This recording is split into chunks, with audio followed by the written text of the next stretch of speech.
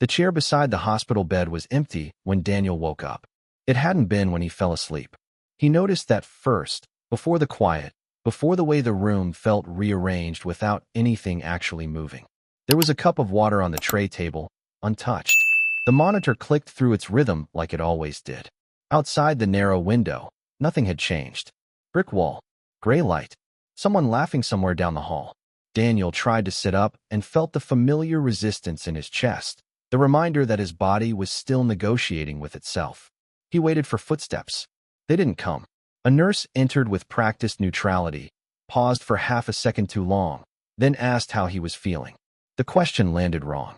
He said fine because it was easier than choosing something else. When she left, he noticed the folded paper. It hadn't been there the night before. Or maybe it had, and he just hadn't seen it yet.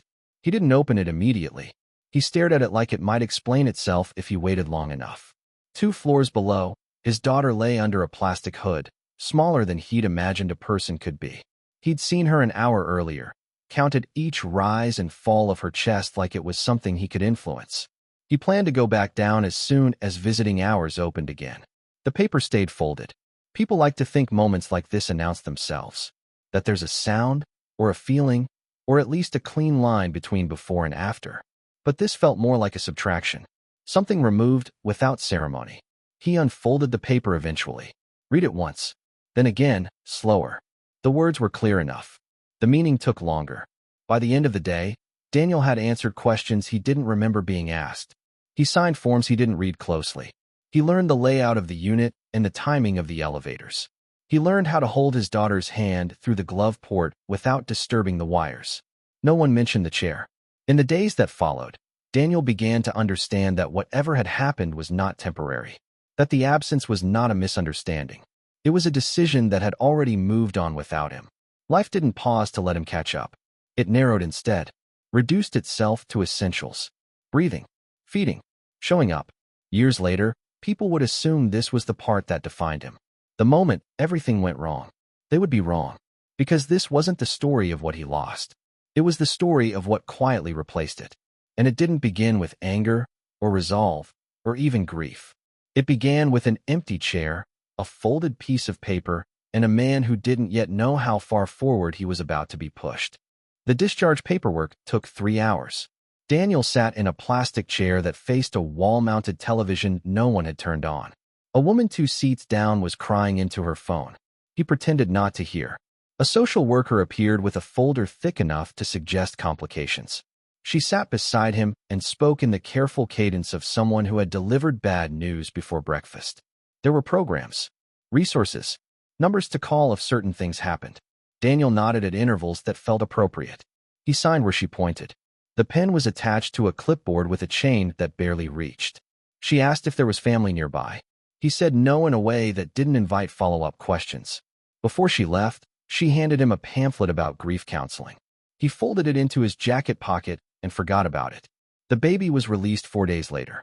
A nurse Daniel didn't recognize walked him through the discharge process a second time, slower, as if repetition would make it stick. She demonstrated the car seat, adjusted the straps, made him do it himself while she watched. The drive home was 17 minutes. He checked the rearview mirror 11 times. The apartment smelled stale. He'd been gone long enough for the air to settle into itself. He opened a window and immediately closed it again when a truck passed too loud. The bassinet was still assembled in the bedroom. He'd put it together the week before everything happened, following instructions that turned out to be translated poorly. It was functional. That was enough. He set the baby down and stood there longer than necessary, watching her sleep in a way that felt both compulsory and intrusive. The first night, Daniel didn't sleep.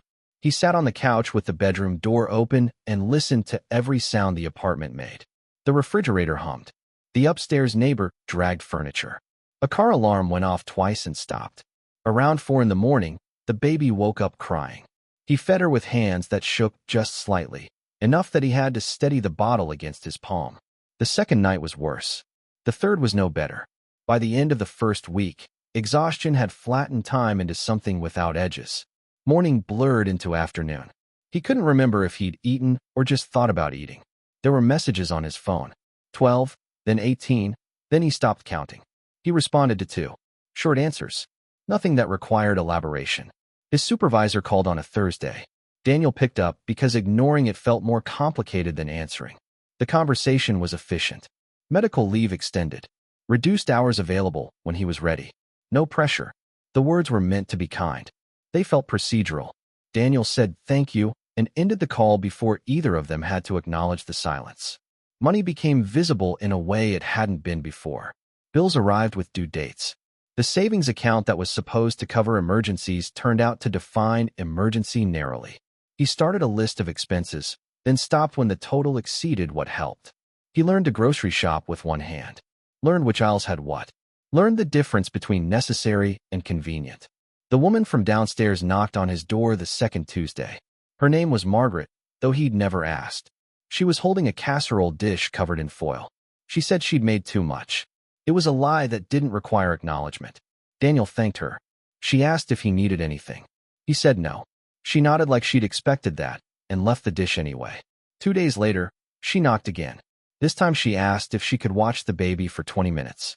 Just 20, so he could shower. Daniel hesitated long enough that she added, I raised 3. I remember how. He let her in, showed her where everything was. Explained the baby's sounds even though Margaret probably knew them better than he did. The shower lasted 12 minutes. He spent 8 of them standing under the water without moving. When he came back out, Margaret was humming something low and rhythmic. The baby was asleep against her shoulder. She handed her back carefully, the way you return something breakable. After that, Margaret came by once a week. Always with an excuse. Always exactly 20 minutes. Daniel stopped protesting after the 3rd time. The baby grew in increments he couldn't measure accurately. Her eyes focused. Her hands gripped. She made sounds that weren't quite words, but weren't random either. He kept a notebook for a while. Wrote down dates and weights and developmental markers he'd read about online. He stopped after a month when he realized he was recording data without knowing what to do with it. People stopped asking where his wife was. Or they didn't stop wondering, but they stopped asking him directly. Daniel didn't bring her up. No one else did either. He thought about trying to find her exactly once. Sat down with his laptop open and her name in the search bar. Stared at it until the screen dimmed. Closed the laptop. If she wanted to be found, he told himself, she'd make it easy. The explanation worked well enough to stop him from looking again. Months passed in a sequence that felt more like accumulation than progression. The apartment stayed too small. The routine stayed exact. The baby became a person in ways he noticed only after they'd already happened. Daniel returned to work on a part-time schedule that everyone pretended was temporary. He answered emails, attended meetings, contributed when required. No one asked about his personal life. He didn't offer. At night, he sat on the couch and watched the baby sleep and felt nothing he could name. Not contentment. Not despair. Something flatter. More durable. On her first birthday, he bought a small cake from the grocery store. Just the 2 of them. Margaret stopped by with a card. The baby grabbed a fistful of frosting and smeared it across the high chair tray. Daniel took a picture he'd never look at again. When Margaret left, the apartment felt quiet in a specific way. Not empty, just defined by what it didn't contain. Daniel cleaned up the frosting, put the baby to bed, sat in the dark for 20 minutes before realizing he'd forgotten to turn the lights on. He didn't think about his wife. He thought about the next day, and the one after that. It was enough. The baby became a toddler without asking permission. One day she was crawling. The next she was pulling herself up on furniture Daniel hadn't thought to secure. He bought corner guards at a hardware store where the cashier made small talk he didn't participate in. Work expanded back toward full-time in a way no one officially announced. His supervisor stopped asking how he was doing. Started assigning projects with actual deadlines. Daniel accepted them without comment. The rhythm settled. Wake at 6. Daycare drop-off at 7:30. Work until 5. Pickup. Dinner. Bath. Bedtime routine that had calcified into something neither of them questioned. Weekends were longer. He filled them with parks and libraries and errands that didn't strictly need running. Motion felt safer than stillness. Margaret still came by, though less frequently now. The baby, Iris, he'd named her after no one in particular, had started talking in fragments that occasionally cohered into meaning. Margaret said she had strong opinions for someone so small. Daniel didn't disagree. Money stopped being an emergency and became a constraint. Not the same thing, but related. He budgeted carefully, skipped things that felt optional. His car made a sound he ignored for 3 months before taking it in. The mechanic quoted him a number that required rearranging other numbers. Daniel authorized the work and adjusted accordingly. He didn't resent it. Resentment required energy he'd reallocated elsewhere. At the office, people stopped treating him differently. Or they did, but subtly enough that he could pretend not to notice. He ate lunch at his desk, declined invitations to after-work drinks with excuses that were true but incomplete. His coworker Amanda asked once if he ever wanted to grab coffee. Just coffee. Nothing loaded. Daniel said maybe sometime, and they both understood what that meant. The apartment lease renewed automatically. He thought about moving somewhere bigger, then looked at rental prices and stopped thinking about it. Iris started preschool the year she turned 3. The orientation lasted an hour. Parents gathered in a room with miniature furniture while a teacher explained routines and philosophies. Daniel sat in the back and took notes he'd never reference. Another parent tried to make conversation, asked how old his daughter was, whether this was his first. Daniel answered the questions and didn't ask any back. Drop off the first day took 20 minutes. Iris cried. The teacher promised this was normal. Daniel left while she was still crying and spent the morning checking his phone. Pickup was easier. Iris had paint on her shirt and a drawing she'd made. It was unrecognizable. He told her it was beautiful. She seemed satisfied. The routine absorbed the new routine. Weeks stacked into months. Iris learned things he didn't teach her. Came home singing songs he didn't know. Made friends whose names he memorized from the pickup line. Daniel's supervisor retired. The replacement was younger, more interested in metrics. Daniel's performance reviews were adequate. He didn't ask for raises.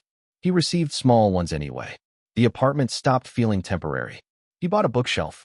Actually assembled it instead of leaving it in the box.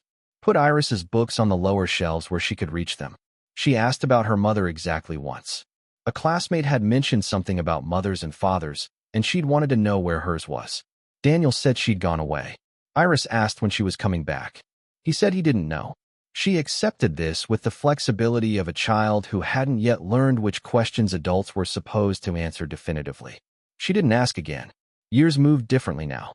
Not faster exactly, just less distinct. 4th birthday. 5th. Kindergarten orientation. First loose tooth. Daniel took pictures occasionally. Kept them on his phone in a folder he scrolled through sometimes when he couldn't sleep. His parents called on holidays. The conversations were brief. They'd offered to visit after Iris was born. Daniel had said maybe later. Later never materialized. They stopped offering.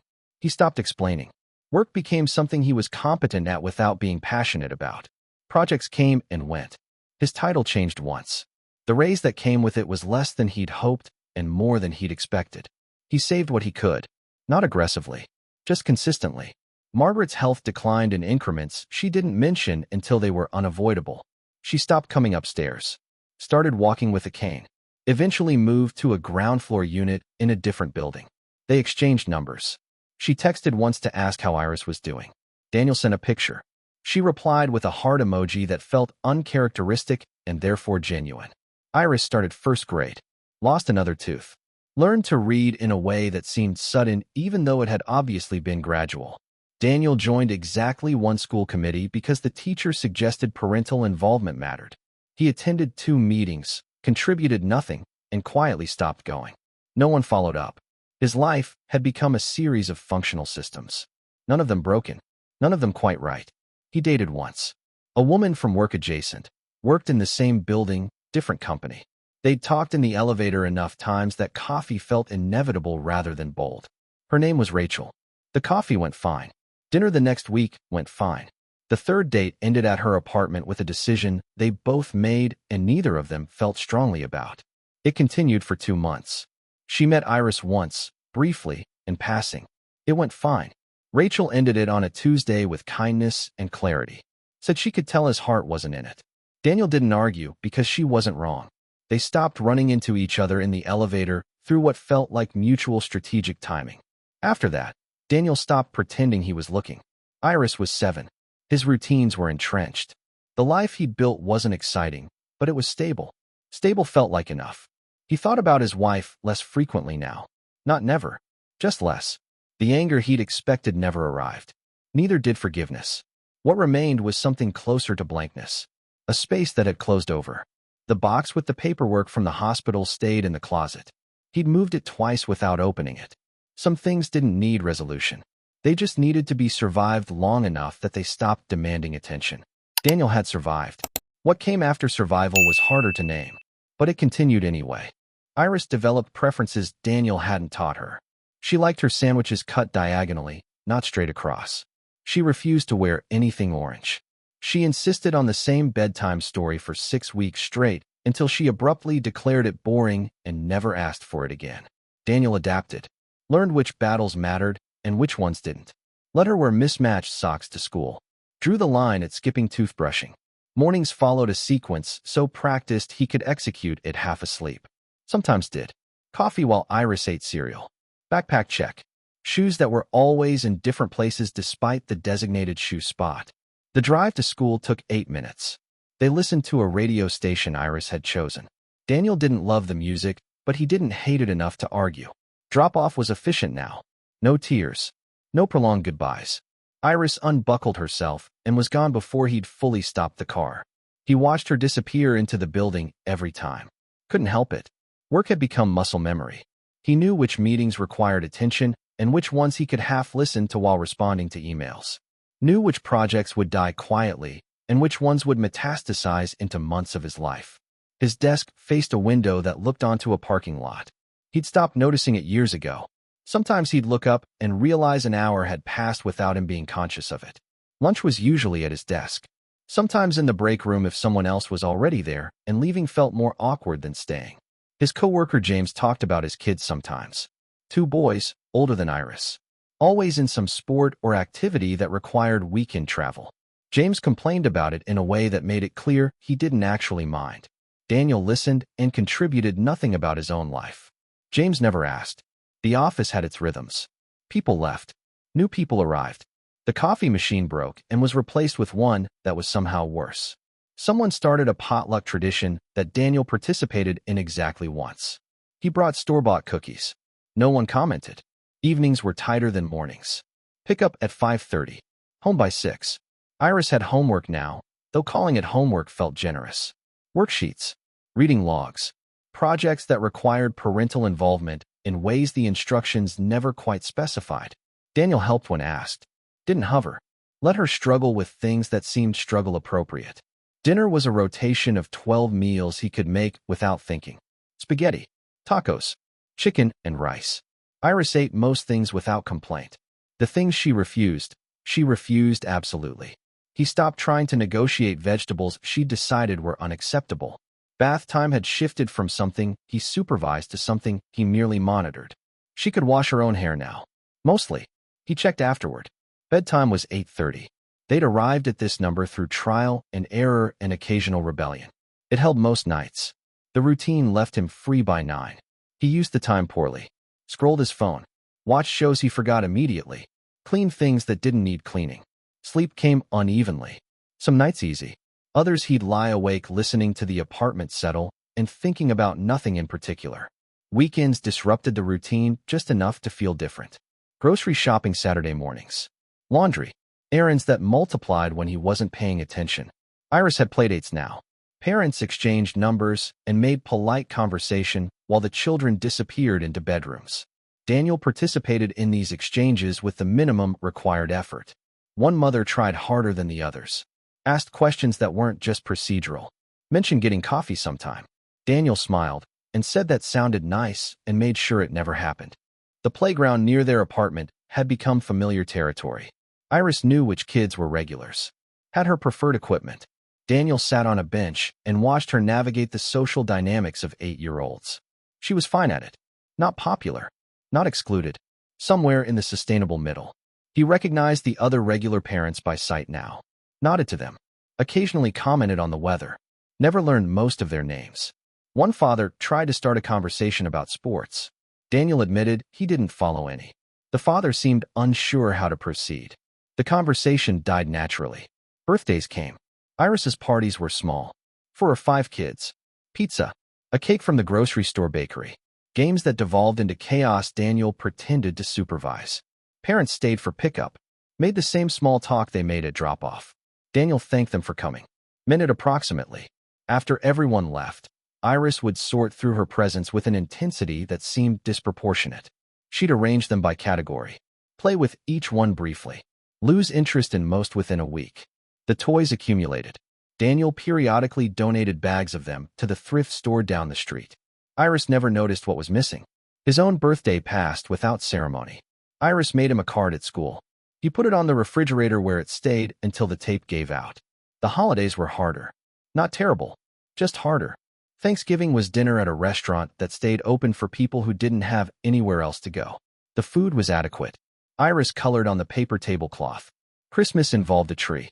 Presents from a list Iris had compiled with alarming specificity. Lights Daniel put up because it seemed like something he should do. They watched a movie, ate cookies, went to bed at a reasonable hour. It was fine. His parents sent a card with money inside. Called on Christmas evening. Talked to Iris for 5 minutes. Asked Daniel how he was. He said good. They said good. The conversation ended. New Year's came and went. Daniel stayed awake until midnight because Iris wanted to. They watched the broadcast from a city neither of them had been to. Counted down. Said Happy New Year to each other. Iris fell asleep by 12:15.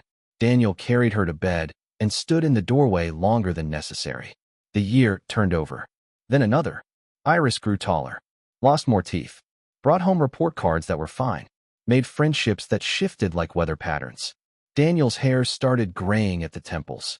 He noticed one morning and decided not to care. Work gave him a performance review that used words like reliable and consistent. He signed it without reading closely. The car needed new tires. Then new brakes. Then something else he couldn't pronounce. He authorized each repair and adjusted the budget accordingly. The apartment developed small problems. A leak under the sink. An outlet that stopped working. A window that wouldn't close completely. He fixed what he could. Called the landlord for the rest. Nothing got fixed quickly. Life had flattened into something predictable. Not bad. Not good. Just continuous. Daniel had stopped waiting for it to feel different. This was it. This was the life. And most days, that was enough. The promotion came without warning. His supervisor called him into her office on a Wednesday afternoon. Daniel assumed he'd made some mistake he hadn't noticed. She offered him a team lead position. More responsibility. Actual budget authority. A raise that was meaningful without being transformative. Daniel said yes, because saying no seemed more complicated. The new role required different hours. Later meetings. Occasional travel that he negotiated down to minimal. His childcare arrangement needed revision. He found an after-school program that ran until 6. Iris adapted faster than he did. Made new friends there. Came home with art projects and stories about kids he'd never met. The extra income smoothed edges that had been sharp for years. He stopped checking his account balance before buying groceries. Replaced Iris's winter coat before she outgrew the old one instead of after. He moved them to a larger apartment in the same complex. 2 bedrooms. Iris got her own space. Decorated it with posters of things she'd be embarrassed about in 2 years. The living room had enough room for a couch that didn't double as his bed. Daniel bought one that was new instead of someone else's problem. It felt strange. Having space. Having options. He kept waiting for the relief that was supposed to accompany improvement. It came in pieces. Never all at once. Work demanded more of his attention. He managed 3 people now. Had opinions about their performance. Gave feedback that felt awkward leaving his mouth. One of his reports asked if he had management training. Daniel admitted he didn't. She suggested he get some. He added it to a list he'd probably never address. The team functioned. Projects closed. Deadlines were mostly met.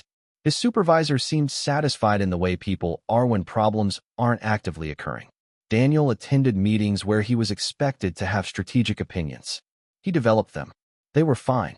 His calendar filled with obligations that felt neither urgent nor optional. Standing meetings. Review sessions. Planning exercises that produced documents no one referenced. He arrived earlier. Left later. Iris was fine with it. The after-school program had become her preferred social space anyway. At home, things shifted in small ways. Iris needed less supervision. Could be trusted to start homework without prompting. Made her own snacks without destroying the kitchen. She talked more. About school. About friends Daniel couldn't keep straight. About shows and games and things she wanted that he'd never heard of. He listened with attention that was genuine even when his understanding wasn't. Dinners stretched longer. Iris had more to say.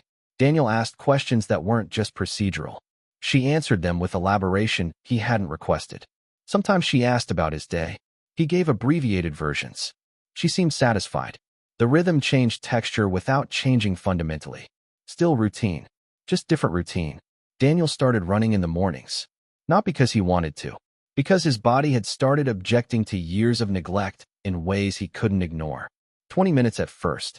Then 30. He never enjoyed it. Just did it. Iris thought it was weird. He didn't disagree. The other parents at school functions started remembering his name. He still didn't remember most of theirs. But the conversations got slightly easier. Less purely transactional. One father mentioned a parents' night out thing. Group dinner once a month. No kids. Daniel said maybe and didn't go. The invitation came again the next month. He went once. The restaurant was loud. The conversation bounced between people faster than he could track. He contributed minimally. Laughed when others laughed. Left after 90 minutes with a headache. They invited him again. He declined politely. No one seemed offended. At work, they hired someone new. Lena, mid-30s. Transferred from another division. Competent in a way that was immediately obvious. She asked Daniel questions about processes that he realized he'd never examined. Why things were done certain ways. Whether they had to be. He didn't have good answers. Started paying attention to find them. They ended up in the same meetings. She contributed ideas that were better than his. He implemented some of them. She didn't make it a thing. 3 months in, she asked if he wanted to grab lunch. The cafeteria was limiting options. She'd found a place nearby.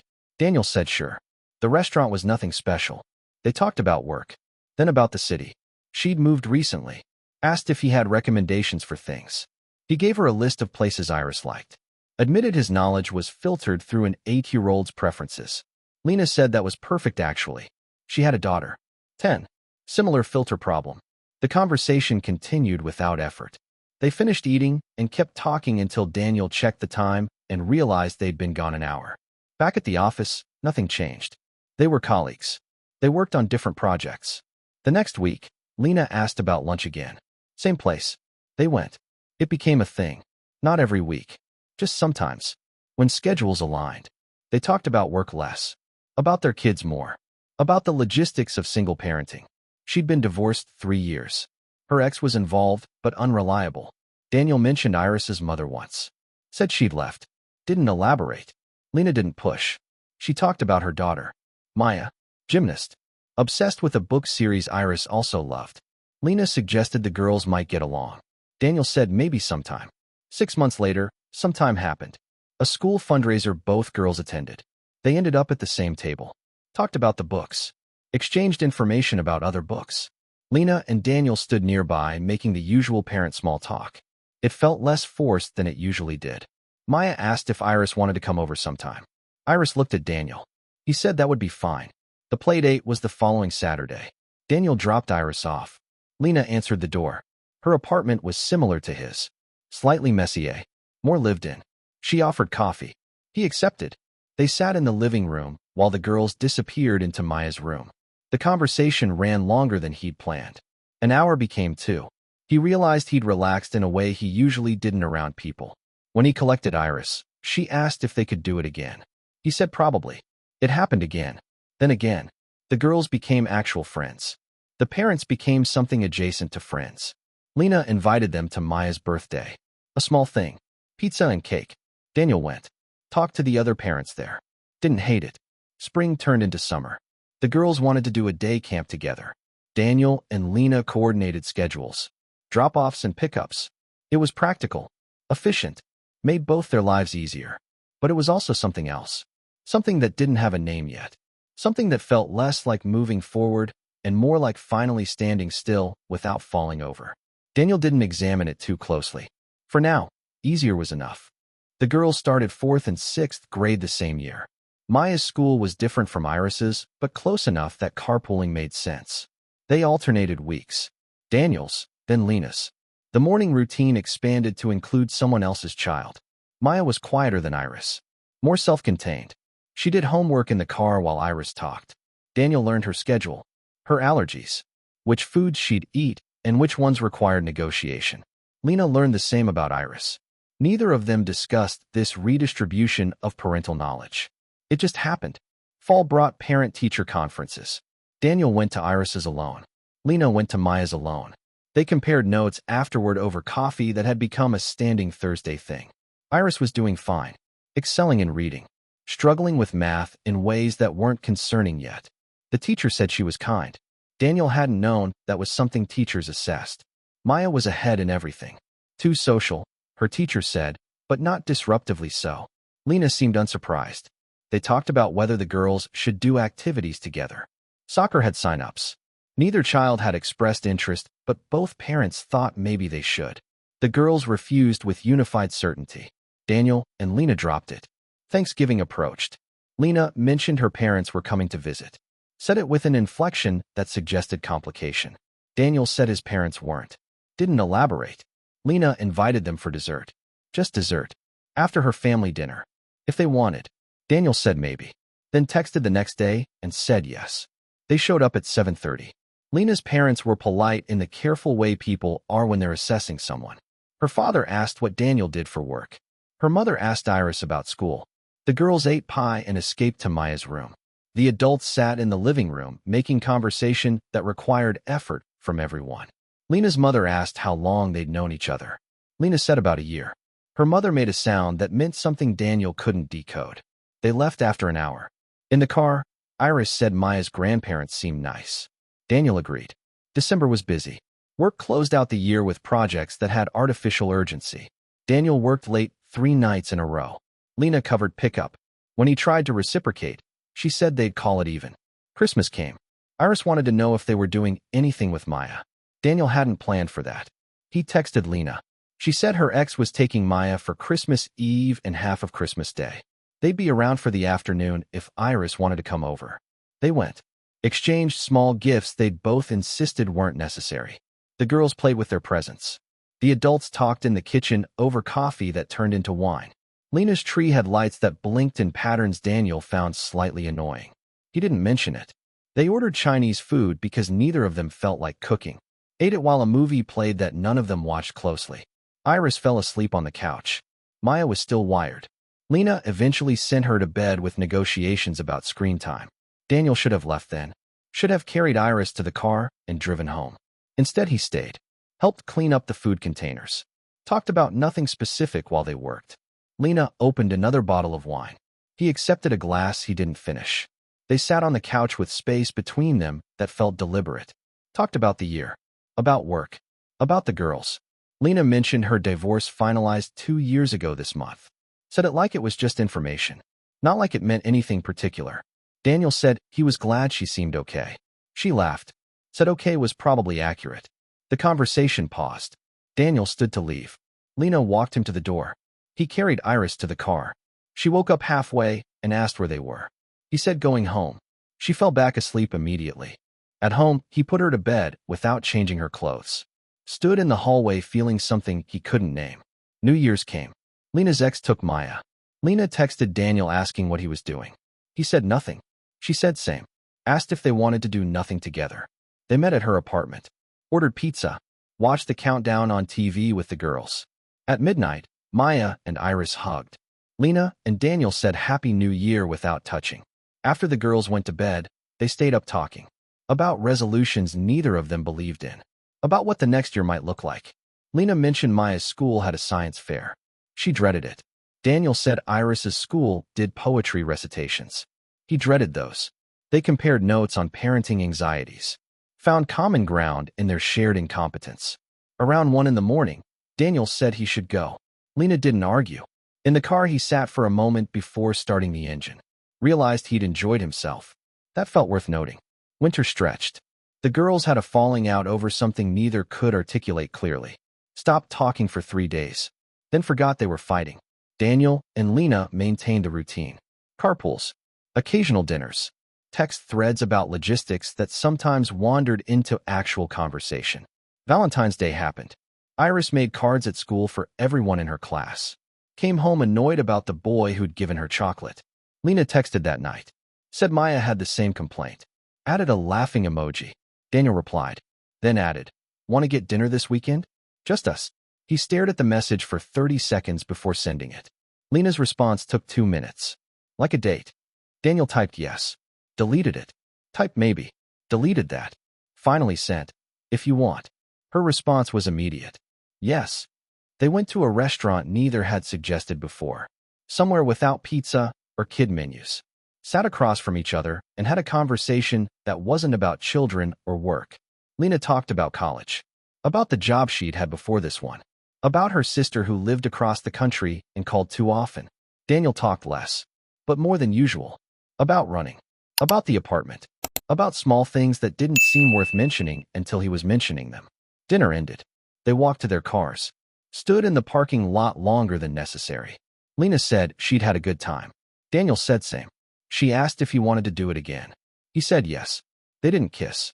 Didn't touch except for a brief hug that felt both natural and strange. He drove home thinking about how long it had been since he'd done this. Since he'd wanted to. At home, Iris asked if he'd had fun. He said yes. She said good and went back to her book. Daniel sat on the couch and allowed himself to feel something like hope. Not overwhelming. Not certain. Just present. They dated carefully. Dinner every other week. Movies occasionally. Always planned around the girls' schedules and what the girls didn't need to know yet. Iris asked once why Daniel was going out so much. He said a friend. She accepted it without follow-up. Maya apparently asked Lena the same thing. Got the same answer. The girls never connected the dots or didn't care enough to mention it. Spring became summer. The girls went to camp again.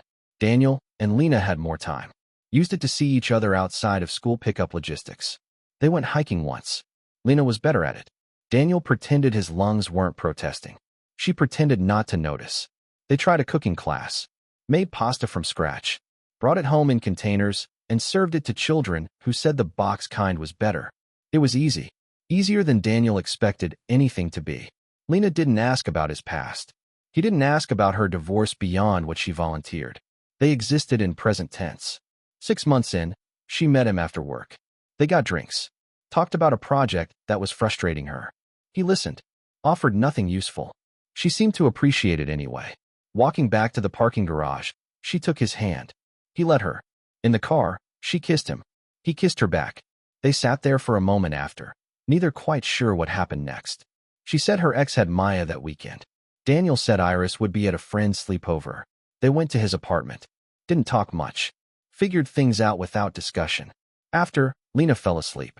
Daniel lay awake listening to her breathe and feeling something he hadn't felt in years. Not just contentment. Something warmer. She stayed until morning. Left before Iris got dropped off. They didn't label what had changed, but both knew it had. The relationship deepened in increments. Sleepovers when the girls were elsewhere.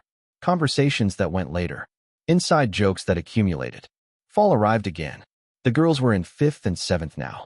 Maya was taller than Lena. Iris was catching up. They started talking about telling them.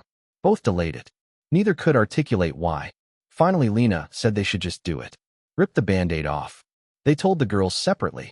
Daniel told Iris over breakfast. Said he'd been seeing Maya's mom. That it was serious. Iris put her spoon down. Stared at him. Said, I know. Daniel asked how long she'd known. She shrugged. A while. You're obvious. He asked if she was okay with it. She said obviously. Could she have more cereal? Lena reported similar results with Maya. Apparently they discussed it 3 months ago. Decided it was fine as long as nobody acted weird about it. The girls had been managing them the whole time. Thanksgiving was the 4 of them. Lena cooked. Daniel helped inadequately. The girls set the table and vanished. It felt normal. Like something they'd been doing for years instead of the first time. Christmas was similar. Gifts exchanged. Traditions blended. Maya's ex took her for part of it. Everyone adjusted. Lena stayed over more. Kept a drawer at Daniel's place. Toothbrush in the bathroom. He did the same at hers. They didn't talk about moving in together. Not yet. But the conversation was coming. Work stayed demanding. Daniel got promoted again. More money. More responsibility. More meetings that felt increasingly distant from actual work. Lena's project launched. She was proud of it. He took her to dinner to celebrate. They talked about her career. Where she wanted it to go. She asked about his. He admitted he'd stopped thinking about it in those terms. It was just what he did. She didn't push. Just said that was valid too. Year 3 passed. Then 4. The girls grew. Changed. Developed entire personalities Daniel couldn't take credit for. Iris was in middle school. Moody in ways that were predictable and still somehow surprising. She fought with Maya sometimes. They got over it. Maya was in high school, had a boyfriend briefly, then didn't. Lena handled it with more grace than Daniel would have managed. They moved in together finally. Lena's lease was up. Daniel's apartment was bigger. It made logistical sense. The girls got their own rooms. Complained about sharing a bathroom. Adjusted. Daniel and Lena shared a bedroom. Shared a life. It felt earned rather than lucky. Work continued. Years stacked. Promotions came. Responsibilities multiplied. Daniel managed teams. Made decisions. Went to conferences. His hair was more gray than not. He'd stopped running. Started again. Stopped again. Lena's mother died. They flew back for the funeral. Daniel met extended family who treated him like he belonged there. He wasn't sure he did, but appreciated the presumption. His own parents aged. He called more often. Visited twice. Introduced them to Lena. They were polite. Seemed genuinely happy he'd found someone. They asked about Iris. She was fine. Doing well. Planning to apply to colleges soon. The conversation moved on. Life had become something Daniel didn't examine too closely. Not because it was fragile. Because it was working. He and Lena talked about marriage occasionally. Neither felt urgency about it. They were functionally married already. Maybe someday. Maybe not. It didn't seem to matter. Iris turned 16. Got her license. Borrowed his car and returned it with the gas tank lower than he'd left it. Maya was applying to colleges. Stressed about essays. Lena was stressed about the cost. They'd figure it out. Daniel's job had become senior enough that he attended meetings about strategy.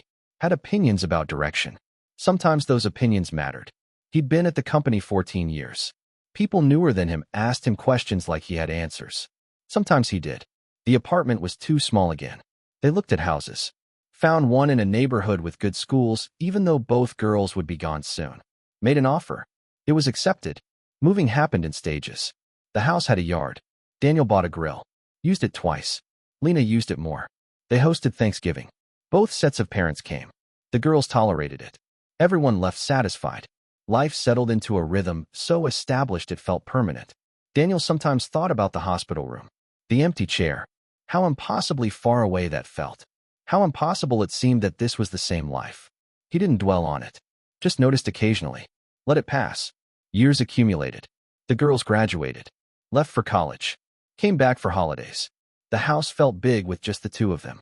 They talked about downsizing. Never did. Daniel turned 50. Lena threw him a party he didn't want and ended up enjoying. Work continued. Life continued. Everything was fine. And then one afternoon, his phone rang. A number he didn't recognize. He almost didn't answer. But he did. The voice on the other end was professional. Clipped. Asked if he was Daniel Reeves. He confirmed. She identified herself. Attorney. Name he didn't catch. Asked if he had a few minutes. Daniel was in the kitchen. Lena was at work. The house was quiet. He said yes. She asked about his marriage. Dates. Documentation. Whether he'd filed for divorce. He said no. Hadn't seemed necessary. She'd left. He'd moved on. The attorney made a sound that wasn't quite agreement. Said there was a situation. Financial irregularities. An investigation. His name had come up. Daniel sat down. Asked what kind of investigation. She explained in language that felt deliberately vague. Fraud. Identity theft. Accounts opened in his name. Credit lines he'd never authorized. Going back years. He said that wasn't possible. He checked his credit. Everything was fine. She said these were different accounts. Business accounts. Under an LLC he'd allegedly co-signed for. Daniel said he'd never signed anything like that. She said she believed him. That's why she was calling. He might need to provide documentation. Proof he wasn't involved. He asked when. She said soon. She'd send information. He should probably get a lawyer. The call ended. Daniel sat at the kitchen table, staring at nothing. Lena came home an hour later. Found him in the same spot. Asked what was wrong. He told her. She listened without interrupting. When he finished, she asked if he had any paperwork from back then. He said maybe. In a box somewhere. They found it that night. In the closet under old winter coats. He'd moved it twice without opening it. Inside were hospital documents. The note she'd left. Bills from those first months. A marriage certificate. Nothing about businesses. Nothing about accounts. Lena helped him photograph everything. Organize it by date. She was good at this. Methodical. She asked if he wanted her to stay home the next day. He said no. He'd handle it. The attorney's email arrived overnight. Attachments. Documents with his signature. Except it wasn't quite his signature. Close, but wrong in small ways. Applications for lines of credit, business registrations, all dated within 2 years of when she left. He stared at them until the screen blurred. Called the attorney back. She walked him through next steps. He'd need to file reports, affidavits, prove the signatures weren't his. It would take time. Might not matter anyway. The investigation was focused on her. He was peripheral. Still, he should prepare. Daniel contacted his bank. Ran credit checks. Everything looked clean. Whatever she'd done, she'd kept it separate. Small comfort. Work became difficult to focus on. He sat in meetings and heard half of what was said. His team noticed. Didn't comment. Lena asked each evening how he was doing. He gave answers that were true but incomplete. Iris called from school. Routine check-in. He didn't mention it. She complained about a roommate. He gave advice he wasn't sure was good. After she hung up, he thought about telling her. Decided against it. What would he even say? More calls came. Different investigators. Same questions. Where was she? When did he last have contact? Did he know about the accounts? No. No. No. They seemed to believe him. Or at least not actively disbelieve him. One investigator asked if he wanted to press charges for identity theft. Daniel said he'd think about it. He didn't think about it. Weeks passed. The investigation continued without him. Updates came sporadically. She'd been located. She was cooperating. No, he didn't need to be involved. Daniel asked where she was. The investigator said he couldn't share that. He didn't ask again. Lena suggested he talk to someone. A therapist. He said maybe. Didn't follow through. The house felt different. Not worse. Just aware. Like something had shifted underneath it. Maya came home for spring break. Asked Daniel if he was okay. He said fine. She looked skeptical but didn't push. The girls went out. Lena made dinner. They ate quietly. After, she asked what he was thinking about. He said he didn't know. That wasn't quite true. He was thinking about the hospital. About reading that note. About all the years between then and now. About how none of it had prepared him for her to reappear like this. Not as a person. As a problem. Lena reached across the table. Took his hand. Didn't say anything. They sat like that until the food went cold. More documents arrived. Deposition scheduled. He'd need to testify. Not in court. Just to investigators. His attorney, he'd hired one finally, said it was routine. Nothing to worry about. Daniel worried anyway. The deposition was in a conference room downtown. Fluorescent lights. Bad coffee. 3 people asking questions while someone typed. They wanted timeline. Details about the marriage. When he last saw her. Whether he had any knowledge of her activities. He answered everything. Signed forms. Left after 2 hours feeling hollowed out. Lena took the afternoon off. Met him at home. They sat on the couch and didn't talk. Eventually she asked if he wanted to know. What happened to his wife? Where she ended up? Daniel thought about it. Said no. She nodded. Said that was probably healthy. Summer came. The investigation concluded. Charges were filed. Not against him. He was listed as a victim. The attorney called to tell him it was over. His part anyway. He could stop worrying. Daniel thanked her. Hung up. Didn't feel relief exactly. Just tired. The news coverage was minimal. Local story. Fraud scheme. Multiple victims. Daniel's name wasn't mentioned publicly. He read the articles anyway. Learned details he hadn't known. Amounts that seemed impossible. Other people involved.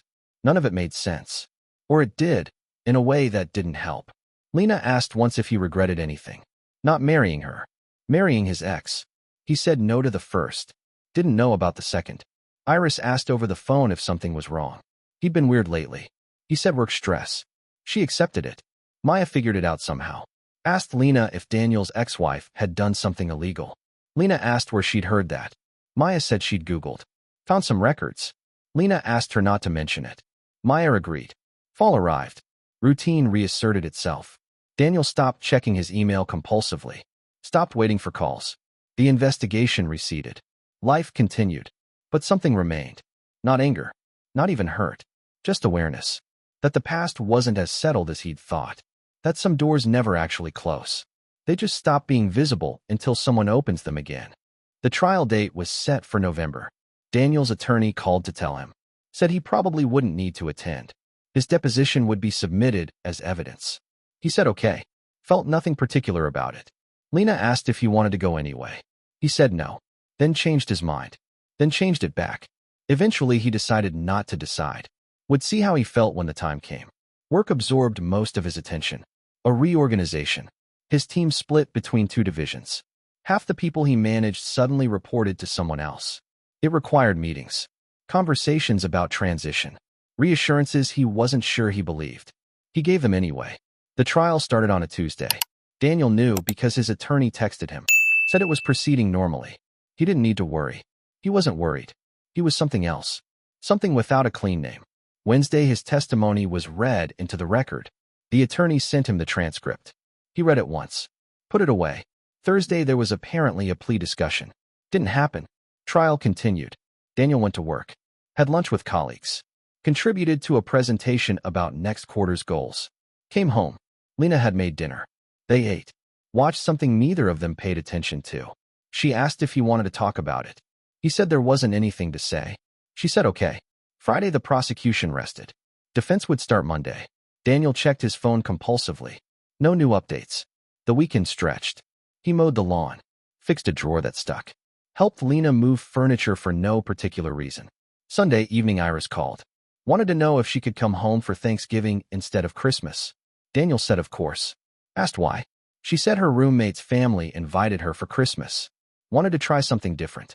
He said that was fine. Meant it. After hanging up, he realized he'd gotten through an entire conversation without thinking about the trial once. Monday came. Defense called witnesses. Character references. Daniel didn't know any of the names. His attorney summarized the arguments. Defense was claiming diminished capacity, financial desperation, complicated circumstances. Daniel asked if that would work. She said probably not. The trial ran another week. Testimony, cross-examination, expert witnesses about financial systems and fraud detection. None of it involved Daniel directly. He existed on the periphery, a name in documents, a victim in official capacity only. The verdict came on a Thursday afternoon. Guilty on 6 counts. Not guilty on 2. Sentencing scheduled for 3 weeks later. Daniel's attorney called. Asked how he felt. He said fine. She said the sentencing would take victim impact statements. He could submit one if he wanted. Didn't have to. He said he'd think about it. Lena asked that night if he was going to write one. He said he didn't know what he'd say. She suggested he write it anyway. See what came out. Didn't have to submit it. He tried that weekend. Sat at the kitchen table with a laptop. Typed a few sentences. Deleted them. Started again. Got further. Stopped. What was there to say? She left. He survived. Her crimes were separate from that. Except they weren't. Not completely. She'd used his name. His identity. While he was learning to change diapers and stretch grocery budgets. While he was alone. He wrote that down. Read it back. It sounded bitter. He wasn't bitter. That was the problem. He was nothing. He deleted it. Started over. By Sunday, he had 2 paragraphs. Factual. Unemotional. Stating impact without demanding anything. Lena read it. Said it was good. Asked if he was going to submit it. He said yes. Then didn't. The deadline passed. Sentencing happened without him. 48 months. Restitution to victims. Probation after release. His attorney forwarded him the details. Said it was a reasonable outcome. Daniel read the sentencing report. The judge had mentioned him. Briefly. Noted the impact on their daughter. Iris. Who was 20 now. Who didn't remember her mother. Who'd built a life without her. The impact had already happened. The sentence didn't change it. He forwarded the email to a folder. Closed his laptop. Lena asked if he felt closure. He said he didn't think that's how it worked. She asked what he felt then. He thought about it. Said mostly he felt tired. She nodded. Made tea. They sat on the couch until it got dark. Maya came home that weekend. Asked Daniel directly if his ex-wife went to prison. He said yes. She asked if that was weird. He said yes. She said okay and went to her room. Later, Lena said Maya was worried about him. Daniel said she didn't need to be. Lena said people could be worried anyway. Thanksgiving came. Iris arrived Wednesday night. Hugged him longer than usual. Didn't mention anything about the trial. They cooked together. All 4 of them. Made too much food. Ate until they were uncomfortable. Afterward, the girls watched a movie. Daniel and Lena cleaned the kitchen. She asked again if he was okay. He said yes. This time it was closer to true. The news cycle had moved on. The case was over. His name never appeared publicly. Work continued. December was busy. Year-end reviews. Planning sessions. A holiday party he attended for 90 minutes. Life reasserted its routine. The trial became something that had happened, not something currently happening. Daniel stopped checking his email for updates. Stopped wondering what came next. He knew what came next. The same thing as yesterday. And the day before. That was fine. Better than fine. Iris went back to school. Maya finished her semester. The house got quiet again. Lena asked one night if he ever thought about reaching out to his ex. Daniel said no. Asked if she thought he should. She said no. Just wondered. He said there wasn't anything to reach out about. Whatever they'd been was gone. Whatever she'd done was separate. They were strangers who used to know each other. That was all. Lena accepted that. They went to bed. Daniel lay awake briefly. Thought about the empty chair. The folded paper. The years that followed. Thought about Iris. About Lena. About the house they lived in and the life they'd built. Thought about how none of it had anything to do with the woman in prison. She was context, not conclusion. The trial had ended. The sentence was delivered. Justice, whatever that meant, had occurred. And his life had continued exactly as it was. That felt right. He fell asleep. Chapter 8 complete. The grocery store was crowded for a Wednesday. Daniel had taken a half-day dental appointment that finished early. He decided to shop before the after-work rush. He was comparing pasta prices when he saw her. Not clearly at first. Just a figure in his peripheral vision that registered as familiar in a way that made him pause. He looked up. She was 3 aisles over. Thinner than he remembered. Hair shorter. Different. But unmistakably her. She was looking at cereal boxes. Hadn't seen him. Daniel's first instinct was to leave. Turn the cart around. Go somewhere else. He didn't move. She reached for a box. Put it back. Reached for another one. Normal. Like anyone else shopping. He stood there holding a bag of pasta. Trying to decide what to do. The decision was made for him. She turned. Saw him. Froze. For a moment neither of them moved. Just stood in their respective aisles looking at each other across the store. Then she walked toward him. Slowly. Like approaching something skittish. Daniel set the pasta in his cart. Waited. She stopped a few feet away. Close enough to talk without raising her voice. Far enough to maintain distance. Daniel, she said. Her voice was the same. That surprised him. Sarah, he said back. She looked older. Lines around her eyes he didn't remember. Or maybe he'd never paid attention. I didn't think she started. Stopped. I wasn't sure if you still lived here. I do. She nodded. Looked at his cart. Back at him. How are you, she asked. The question sounded genuine. That was worse somehow. Fine, he said. You're out. Not a question. Statement. She'd been sentenced to 48 months. It had been 19. Good behavior, she said. Didn't elaborate. They stood in silence. Someone pushed a cart past them. Neither moved. I wanted to, she started again. Paused. I've thought about reaching out. But I didn't think you'd want to hear from me. Daniel said nothing. I'm sorry, she said. For everything. For leaving. For what I did after. All of it. She meant it. He could tell. It didn't matter. Okay, he said. She waited like maybe he'd say more. He didn't. Is she? Sarah stopped. Started differently. How is Iris? Daniel felt something tighten in his chest. Not anger. Something protective. She's good. In college. College. Sarah repeated it like she couldn't quite process the timeline. She must be 20. Sarah nodded. Looked away. That's good. That she's doing well. She is. Another silence. Longer this time. Are you still? I saw the marriage license was never. She didn't finish. No, Daniel said. Never divorced. Didn't seem necessary. She absorbed that. Are you with someone? He considered not answering. Yes. Good. That's good. She meant it. Or sounded like she did. Daniel shifted his grip on the cart. I should finish shopping. Right? Of course. She stepped back. Then stopped. Does Iris know about me? She knows you exist. Knows you left. Does she know about the trial? No. Sarah nodded slowly. That's probably better. Daniel didn't confirm or deny. Could I? Sarah stopped. Tried again. Would it be possible to see her? Someday. If she wanted. Daniel felt the protective tightness return. I'm not making that decision for her. Of course not. If she ever wanted. You could tell her I asked. I'll think about it. Sarah nodded. Seemed to understand that was all she'd get. I'm living across town, she said. Working at a call center. Trying to, anyway. I'm trying. Daniel said nothing. I really am sorry, she said again. I know that doesn't fix anything. But I am. I know, he said. Because he did. He could hear it. It just didn't change anything. She waited another moment. Then said, It was good to see you. Daniel didn't return the sentiment. Just nodded. She walked away. Didn't look back. He stood there for a minute, maybe longer, then finished his shopping. At checkout, he realized he'd gotten the wrong pasta. The expensive kind. He bought it anyway. In the car, he sat before starting the engine, pulled out his phone, stared at it, put it away, drove home. Lena was in the kitchen when he arrived. She took one look at him and asked what happened. He told her everything. The aisle, the conversation, the apology. She listened without interrupting. When he finished, she asked how he felt. He said he didn't know. She asked if he was going to tell Iris. He said eventually. Maybe. He wasn't sure. Lena said that was fair. Asked if he wanted her to make dinner or if he needed time. He said dinner was fine. They cooked together. Pasta. The expensive kind. It wasn't noticeably better. After dinner, he sat on the couch. Lena gave him space. He appreciated it. He thought about Sarah standing in the cereal aisle. About her asking about Iris. About the apology that couldn't undo anything. He thought about the years. All of them. From the empty chair to this moment. He'd expected what? Anger. Confrontation. Some dramatic reckoning. Instead it had been mundane. A conversation in a grocery store.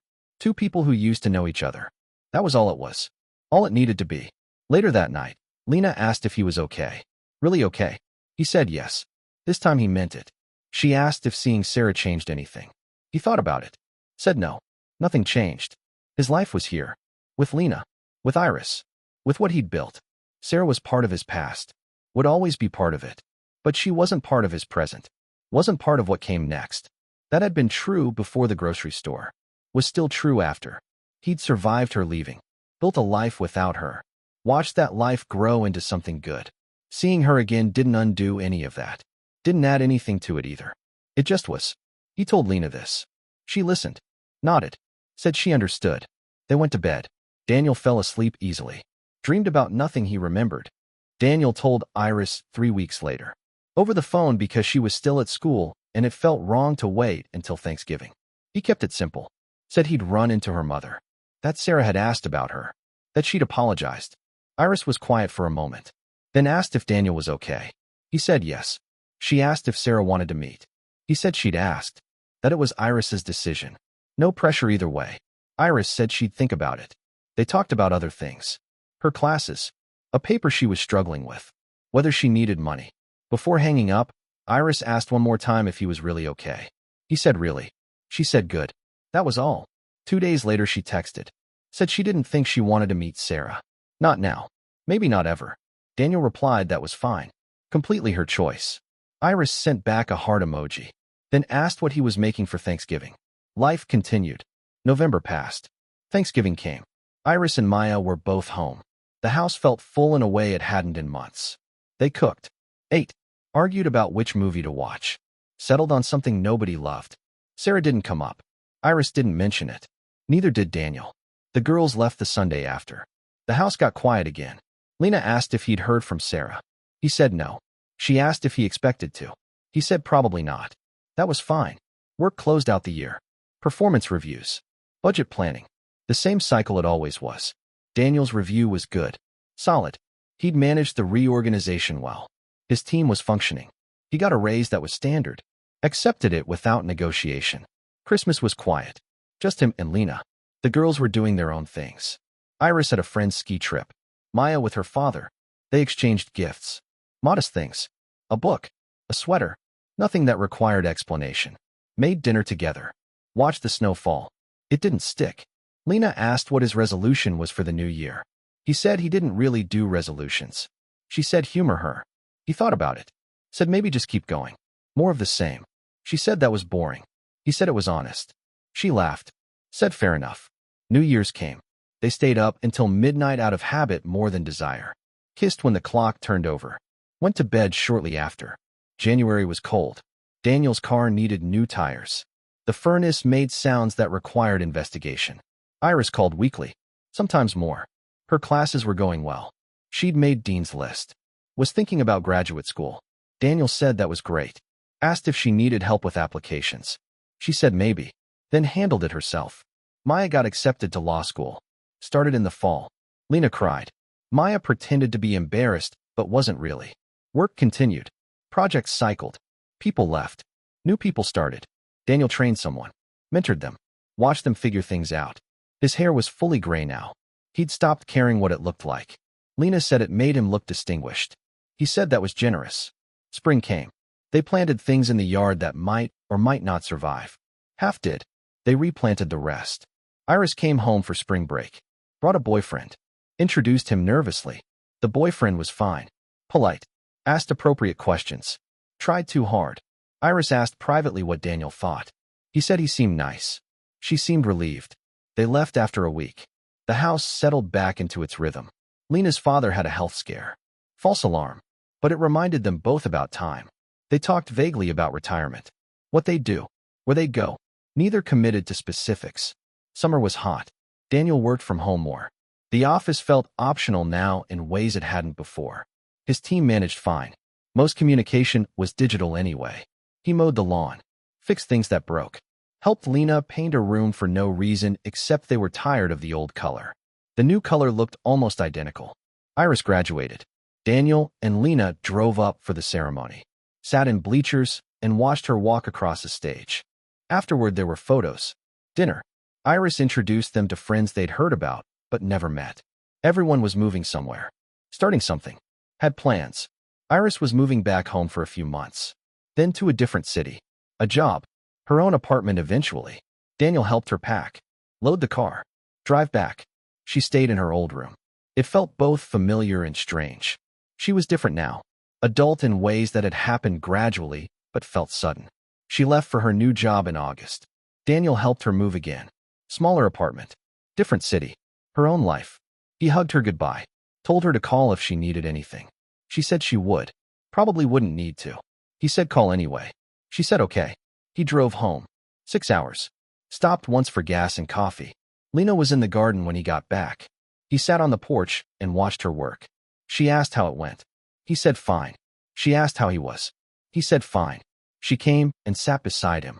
Didn't say anything. They sat like that until it got dark. Fall came. The house was too big. They still didn't downsize. Daniel's work became more administrative.